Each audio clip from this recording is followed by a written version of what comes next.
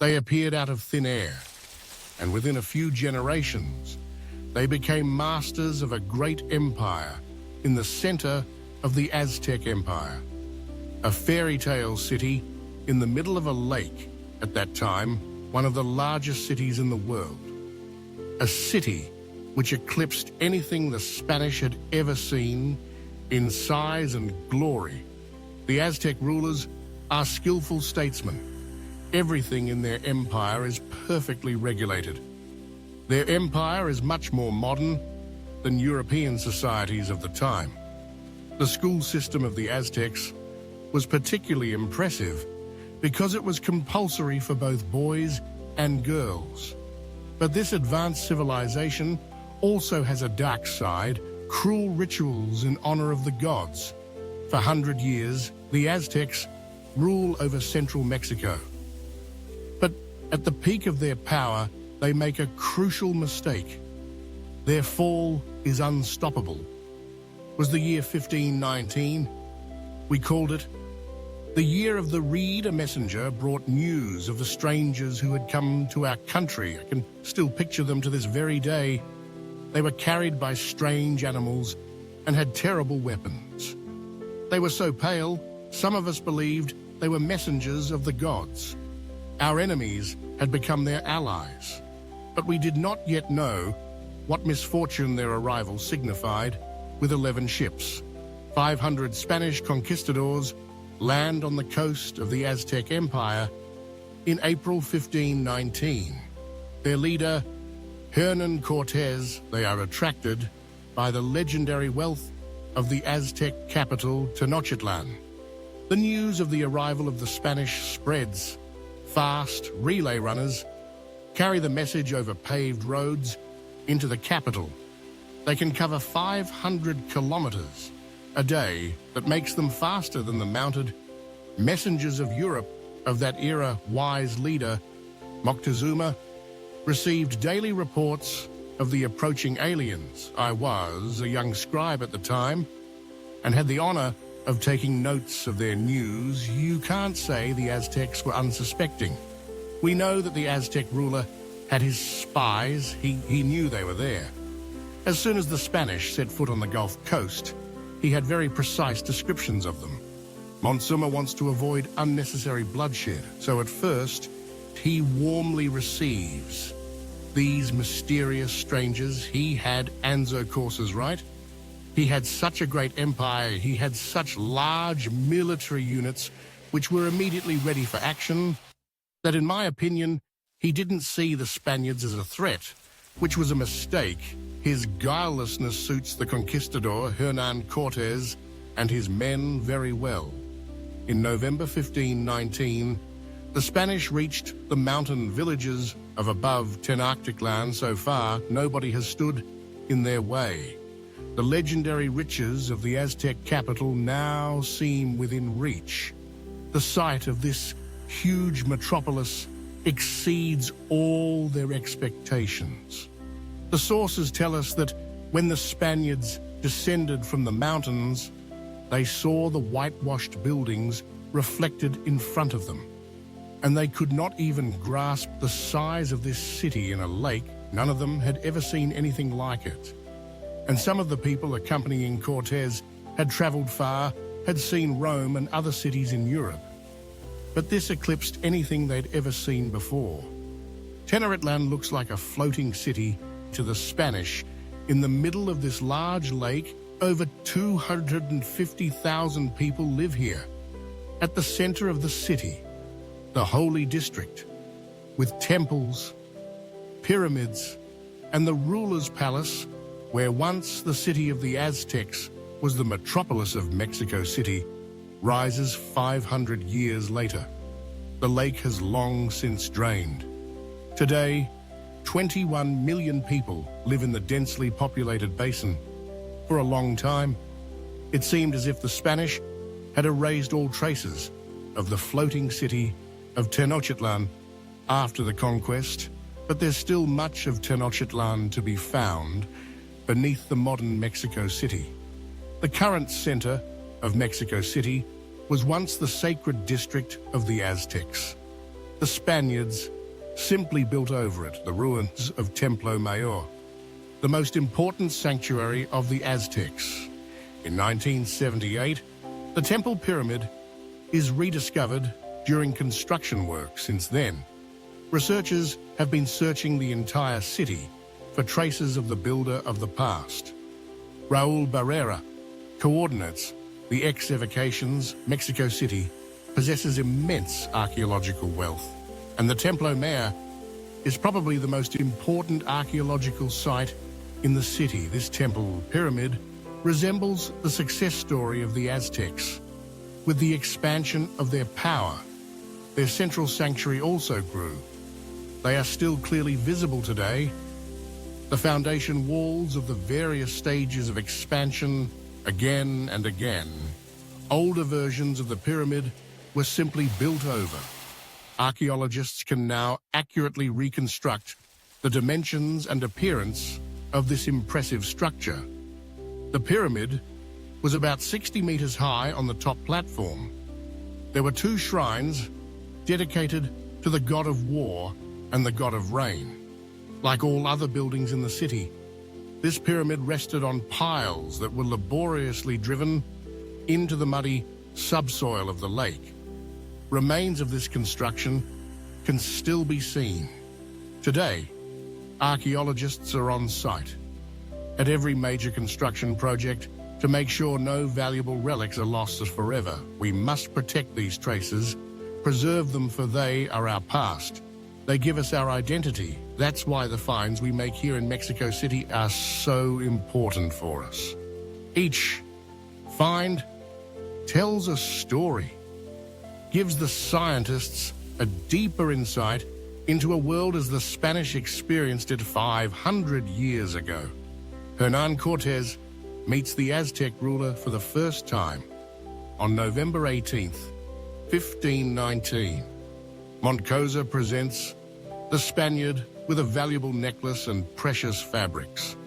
Cortés thanks with beads of cheap green glass for Montezuma, an exotic gift the Aztecs weren't familiar with. Glass, Dr. Suma invites the Spanish into his palace. There's a lot of stories that he was treated like a god-like figure, that nobody could look directly at him. Those are stories that were created during the colonial period and later, and created this image of like an oriental despot, which was not the case. Cortés himself later reports about the legendary wealth of the Aztec prince to justify his actions. The reality must have been somewhat different. These sorts of stories sort of probably emerged to glorify him in a sense and make him to be something that he wasn't. And actually the amount of sort of portable wealth and gold and so on really disappointed the Spaniards. So far, the archaeologists haven't found much gold during their excavations. There's a find a few years ago with them, but apart from that, you could only fill a little table with gold. It's not like the Inca. The Inca were famous for the amount of gold. But at the beginning, the Spaniards still hoped for great riches. Cunningly, Cortés tells Montezuma about the Spanish disease. Only gold could cure it. But the ruler and his advisors probably quickly recognized the danger that threatens their empire. They wanted to convince him that they're really okay. So yeah, I live pretty nice, but I don't have a lot of stuff and so on, so you guys don't really want to conquer us. You know, we can be friends. You know, if you want us to make some sort of alliance with your ruler, we're willing to do that, and so on. And then go home. That was sort of, let's manage this on a political level. The Spanish should see with their own eyes that an alliance with the Aztec Empire would be worth more than chasing after treasures of gold. Our wise Tlatoani allowed the Spaniards to explore our city. I was allowed to accompany them. The tour through the city does not miss its effect. Cortés will later give an impressive description to his king when the Spanish reach the central market. They are overwhelmed by the sight. So many people in one place, They'd never seen anything like it. 20 to 40,000 people flocked to this market every day. Farmers from the surrounding area come here to offer their goods for sale under the shade of the arcades. As to long-distance merchants from the entire Aztec Empire, with their everyday goods, food, animals, luxury articles, or even slaves and military equipment. At this market, you can buy simply everything. The Spanish saw many new things they especially admired. Our fine fabrics, which we dyed red with the juice of pressed lice. It was quite clear that this marketplace eclipsed anything they had ever seen, and the goods, most of which were foreign to them, fascinated them even more, especially if they contained gold, which was, of course, what these conquerors wanted most. But they were also fascinated by the smaller things, the order that prevailed at the market. The fact that market supervisors carefully made sure that everything was in its proper place. All of this made a huge impression on the Spanish state. Inspectors inspect the goods offered here, and traders must register. There's a separate area for each type of goods on offer. If the goods are particularly valuable, payment is made with grains of gold. Cocoa beans are a popular currency for all other products. A hair costs about 100 beans a tomato. Only one. It often happened that the cocoa beans as a means of payment were forged. There were people that attempted to fake the cacao beans. They take wood, cut wood out, polish it, shape it so it looked like a cacao bean. And so that was one of the major reasons that they wanted people to trade in the markets. Not only could they tax them in the markets, but they could provide market security. Thieves and fraudsters are handed over to the market judges on the spot. On pain of death, the accused must swear to tell the truth to the judges. The sentence is carried out on the spot. For the maintenance of public order is the first priority. Those who have stolen must pay off their debts through slave labor in medieval Europe. At the time, there was very at all judicial structure, and in contrast, the Aztec were very concerned with that. They were very concerned with public order and protecting citizens. Unlike in European cities, the Aztec state also pays attention to cleanliness. Cleaning staff sweep paths and public places daily. The cleanliness in the city itself couldn't be compared with the grubby cities in Europe in the 15th and 16th centuries, if I may say so.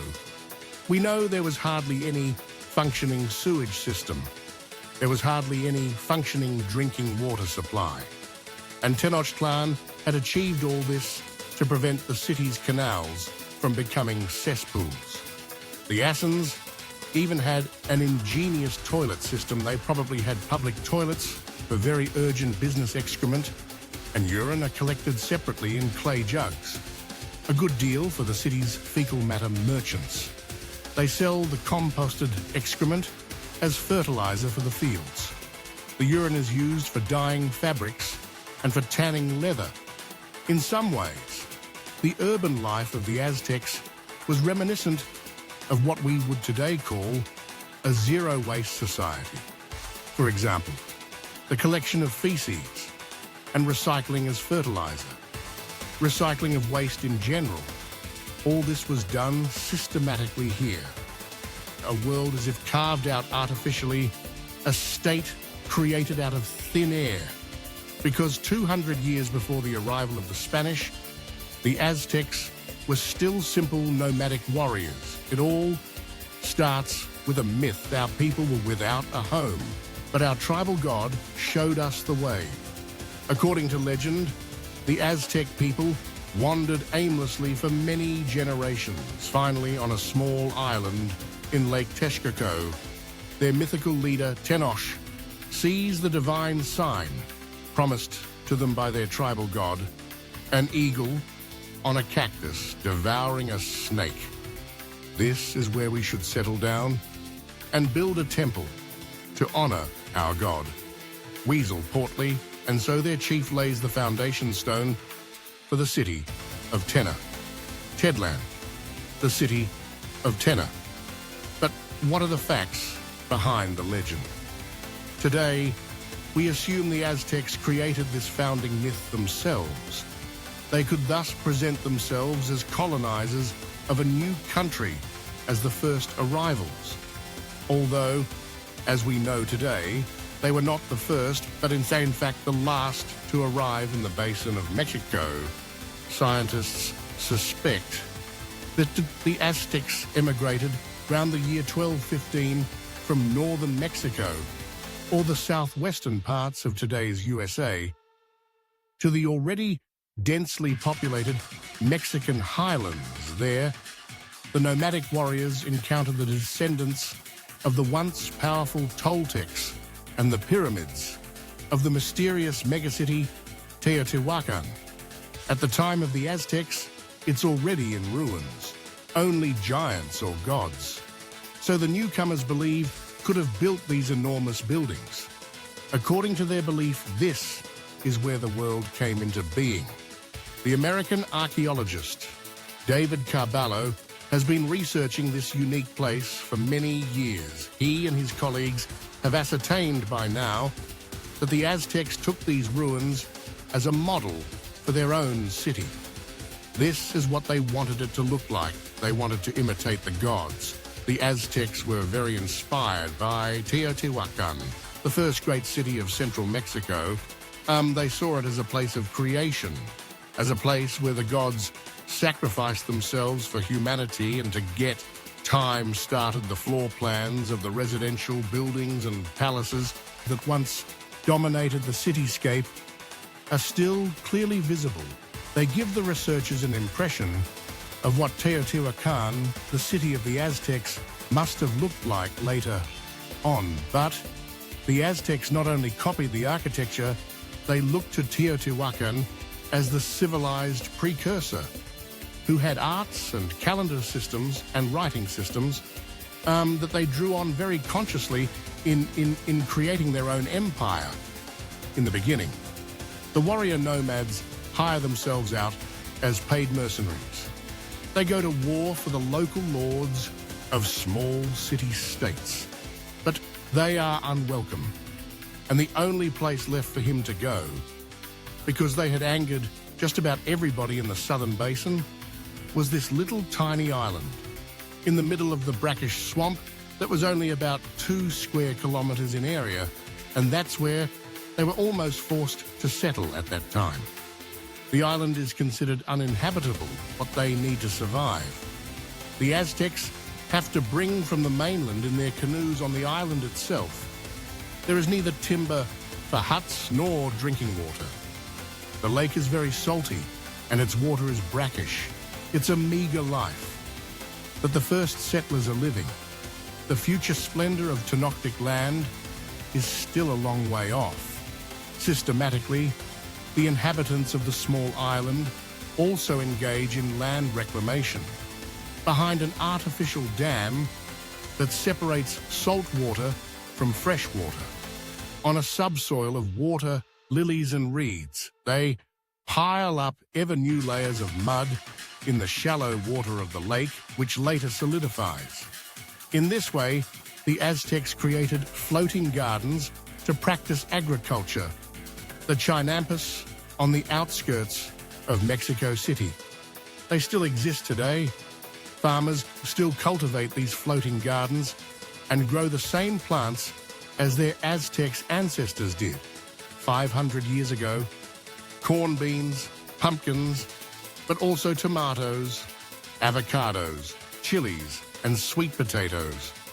These are plants that were first domesticated in Mesoamerica and are now grown all over the world. The chinampas create more space and make the Aztecs independent of food from the mainland. This will become the basis for their incredible ascent, so the Aztec system of chinampa fields was a highly productive form of agriculture.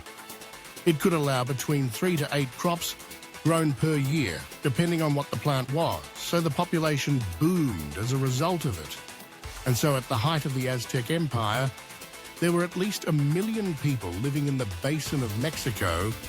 In just 200 years, the small island settlement has developed into a flourishing metropolis, covering 13 square kilometers, the center of the largest state power in Mesoamerica. I am one of the last to make the past glory of our people known.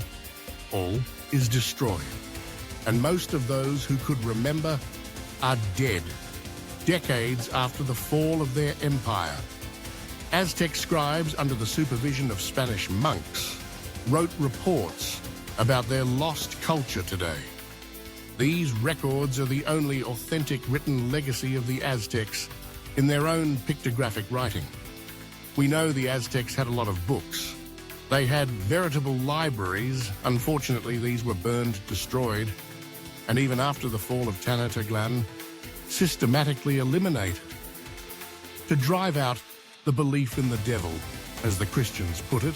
And these codes that have survived are all the more important for us historians because they give us an insight into history, into the life of the Aztecs.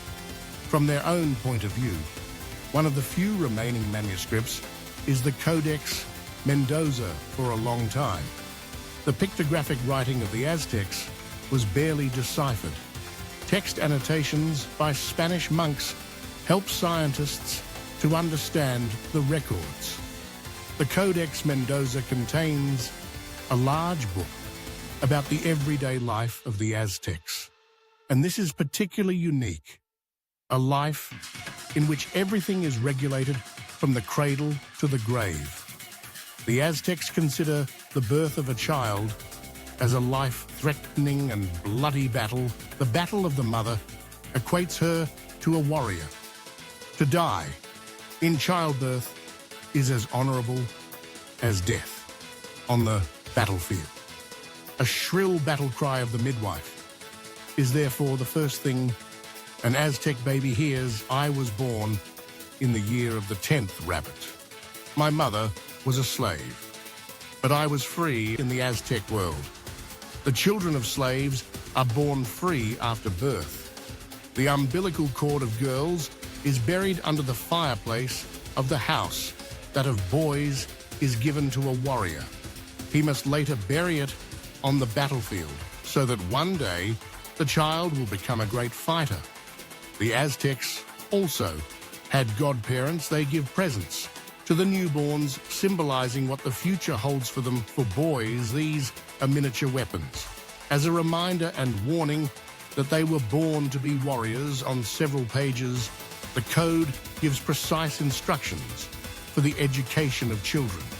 Yes, we can see that the children were assigned specific tasks according to their age. The younger children had to help in the household, and the boys were mostly given smaller auxiliary tasks outside the house. Increasing with age, boys fetch firewood, go to the market, work in the fields, or help with fishing.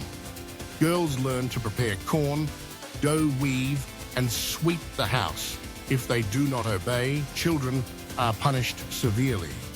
Some of these punishments seem particularly harsh and torturous to us. For example, this scene of an ecstatic teacher holding a boy over smoking chili peppers, clearly bringing tears to his eyes. Boys who don't want to obey are beaten or even pricked with thorns. Intractable girls get their hands tied, and they are threatened with beatings. The Aztecs certainly loved their children. However, they had a different understanding of life and the world. They were firmly convinced that each person, according to his or her status and age, took his or her place in society and had to uphold the established rules. The state takes care of young people's education, maintaining schools, paying for teachers for us. Today, the Aztec school system seems modern because it was obligatory for both boys and girls, a general school system. If we compare it to Europe at the time, they only had schools for the chosen few. but not for the general public. And it was not compulsory to go to school between the ages of 8 and 10. Girls and boys are introduced to the gods and religious ceremonies and learn to dance and sing. I was allowed to go to school and study. That's how I could become a writer. Even for the children of slaves, compulsory schooling applies. Schooling for girls usually ends after 5 years for boys. Education continues. Aztec history, agriculture, and military drill are on the curriculum for them in the schools. General knowledge was imparted about the history of the Aztecs. It can also be said that a certain ideology was imparted here. Of course, this strengthened the identity and the affiliation of the children to the Aztec society. More so than if they had been educated by their own families. I, too, wanted to become a great warrior, but the gods had a different plan for me. I proved to be particularly adept at interpreting our characters. So my teachers decided that I should become a scribe. That was one way to wake your way up.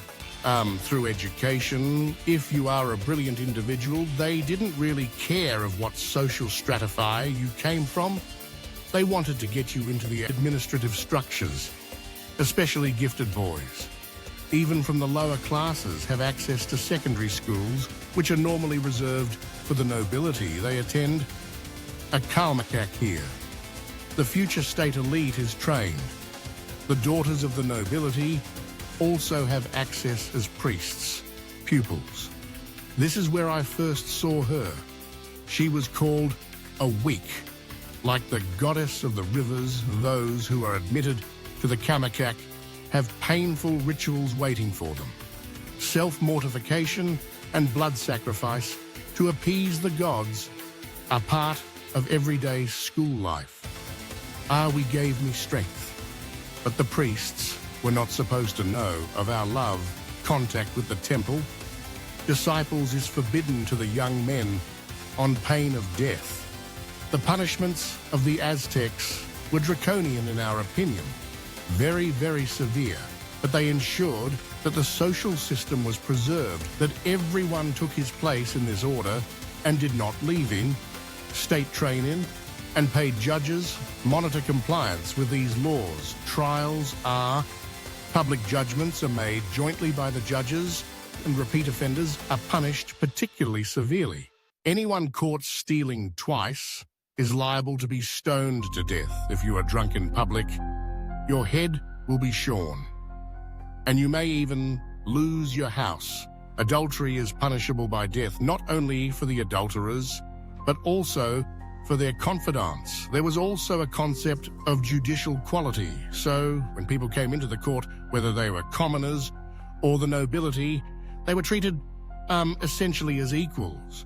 And there's a strong focus on having laws and enforcing them and treating people justly. And those who confess their offense before it is discovered can even count on forgiveness for a week. And me, everything came to a good end. We both escaped punishment by the priests. The priests gave us their blessing. In 1518, a week became my wife. Only if the highest priests agree, their disciples may give up their service to the gods and marry a man who seems suitable. 4 days of celebration. The family and neighbors give the couple advice for a long marriage. The couple's garments are knotted together as a sign of the marriage bond. But even in the world of the Aztecs, not every marriage endures. There was a regulation that spouses could get divorced, and this right applied to both men and women. We don't know, of course, what the social consequences were for both spouses. But we do know that there were rules on how property was divided and who was allowed to raise the children. The girl stayed with a mother, and the boy stayed with a father. But marriage is still intended as a bond for life, because marriage and family are of particular importance to the Aztecs. They ensure the continuity of their community. It was a good time. The gods were good to our people. It's a seemingly perfect world, but at a high price for the individual. The Aztec manuscripts also document human sacrifice through cruel rituals on the altars. Men's and women's hearts are cut out while still alive every year. Tens of thousands are supposed to have found their terrible fate. In this way, it may seem very barbaric and very violent to us today, but for them, it wasn't that way. It's a different cultural context that they were living in. Their relationship between humans and the supernatural is through blood. So human blood nourishes the deities. And if you nurture the deities, then they can give you life back. So death and life are reciprocal. It's not one ends the other. Each one's necessary for the other to exist. The manuscripts describe how the skulls of the victims were literally pierced by the priests and hung on a wooden scaffolding in front of the Great Pyramid in the center of the city.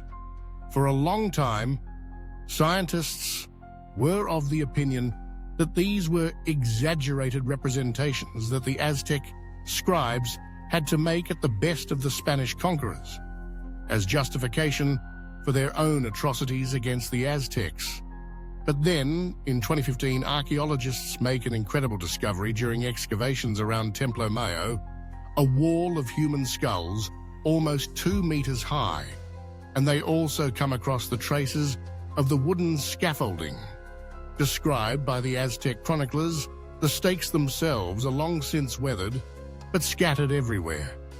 The pierced skulls, according to the Aztecs' view of the world, paradoxically, it was a place that gave life for the Aztecs. Great concern was that the gods might die, therefore one had to provide food for the sun. And how could one do that through human sacrifices which feed the sun with their energy? In the meantime, the archaeologists can reconstruct the site precisely on the basis of the gruesome finds the size of the frame. And the two towers suggest that there were indeed thousands of skulls displayed in front of the great temple, testimony of a human sacrifice industry that is without equal, even for the skeptics. Those who believe that human sacrifice was a pure invention of Europeans, this find is the final proof that human sacrifice actually took place. Laboratory tests of the skulls prove 75%. 10 of the victims were men, most of them between 20 and 30 years of age. DNA analysis and chemical tests of teeth and bones also confirm that almost all victims came from far-flung places. They were prisoners of war and slaves from conquered provinces. The mention of the human sacrifice, apart from its religious significance, was also a demonstration of power, especially at big feasts. The princes of the many subjugated cities were invited, and they were obliged to participate. The Aztecs offered several thousand human sacrifices to demonstrate their power and the power of their gods. It is a nation in a permanent state of war. Shortly before the arrival of the Spanish, the Aztec dominion reaches its greatest expansion. It stretches from the Atlantic coast over the plateau of Mexico to the Pacific Ocean. The Aztecs control about 6 million people from their campaigns. The Aztec fighters bring loot, tribute, and prisoners of war to Tenochtitlán, destined for slavery and human sacrifice. The system of the Aztec Empire was based on the tribute system. Tributes were paid, and without them, this huge city would hardly have been able to survive. So this applied from raw materials to the finest luxury goods. All of this had to be brought in from far away. And of course, due to the tribute, the Aztec Empire was able to gain further wealth, and it created the possibilities to expand further and further. The tributary city states have precise requirements as to what they have to produce and how much they have to pay. It's systematic exploitation. This sheet of the Codex Mandus shows us a very nice tribute list. It was specified exactly what the tributary city-states had to deliver. Here, we find these ornate armors but then also food like beans or jewelry. This was all regulated in detail because the Aztec attached great importance to the punctual arrival of the tributes. If this was not the case, harsh consequences were the result. The greed of the Aztec metropolis for goods, slaves, and human sacrifices increases from year to year. The far-reaching expansions and the tribute demands associated with them naturally meant that many provinces had to put a heavy burden on the local population, and it brought them much closer to the limits of their economic capacity. And that, of course, makes such a structure very fragile, very frail. It is vulnerable. As soon as someone puts a match to it, it burns. When Hernan Cortes and his men traveled through the Aztec Empire in 1519, this moment has come. I still remember the first time I saw them. I never thought it possible that they would betray the hospitality of our great Moctezuma so shamefully. He had given them gifts. But the white men lured our revered Moctezuma into a trap. First, they captured him. Then they killed at Latwani and threw his body into the lake. How Moctezuma actually died is still disputed. Some say that he was accidentally injured or even deliberately hurt by his own people, while indigenous sources claim that the Spaniards got rid of this useless hostage by murder. The fact is, after the death of Montezuma, the Spaniards have to flee it first. They try to escape over the floating gardens and embankment streets of the city in the Tenochtitlán, the sad night 450. Spaniards die, and only about hundreds survive. It was the first great defeat of the Spanish in a battle in a new world. But their victory does not save the Aztecs. The gods had no mercy on our people. Many of us fell ill with a mysterious ailment. Even my poor wife, the Spaniards, had brought us the fever diseases introduced by the Spaniards, such as typhoid and smallpox rage, among the inhabitants of the city. The locals have no immune defense against the foreign pathogens. Within 1 year, almost half of the population of Tenochtitlán dies. Ahuic couldn't watch our daughter grow up. Our end was near Hernan Cortes, and his men were to return to the lake and plan the storming of the city with their local allies. The leaders of the tribes that were enemies of the Aztecs had excellent knowledge of the place. They besieged Tenochtitlan for 3 months and starve out the people after having seen the city. They developed this plan of assaulting it from the water. Instead of across land, they're going to build a series of boats essentially in pieces, and then they're going to carry it across the mountains to the air. And that's how they did it then. The attack begins in August 1521. The Spaniards storm the surrounded city, together with more than 20,000 allied warriors. It was not the small handful of Spaniards alone who were responsible for the downfall of the Aztec Empire, which brought down a huge empire here. But above all, the fact that the Spaniards had very, very many powerful indigenous allies who fought the Aztec Empire and who tried to free themselves from the domination of the Aztec Empire. They fight street after street. The last Aztec contingent offers fierce resistance. Even women and children stand in the way of the attackers. On August the 13th, 1521. The slaughter is over. At the end of this conquest, 240,000 Aztecs are dead. Only a few managed to escape. I got away. But our town was lost. Nothing remains but songs of pain. The conquistadors and their allies plunder and pillage the city. Then they raze the once powerful tenanted land to the ground. With the destruction of the Aztec Empire, the Spaniards lay the foundations of their colonial empire in Mexico and Central America, their allies, however, will soon meet a new, more merciless oppressor. We don't know how long the Aztec Empire could have lasted. We know that it lasted almost 100 years in the form in which we know it today. And that, of course, is a short time. And it's a tragic end. Because they failed because of enemies they didn't know and had no idea how to deal with for the indigenous peoples. It is the end of their world. There could have been much more to come and much more to develop. But that was lost in this clash of civilizations. The heritage of the Aztecs has been preserved for posterity in the records of their scribes. The scribes were, if you like, the memory of the Aztecs. They recorded what the Aztecs had achieved in their past. They depicted the history that this people referred to. They illustrated their strength on which the power of this people was based.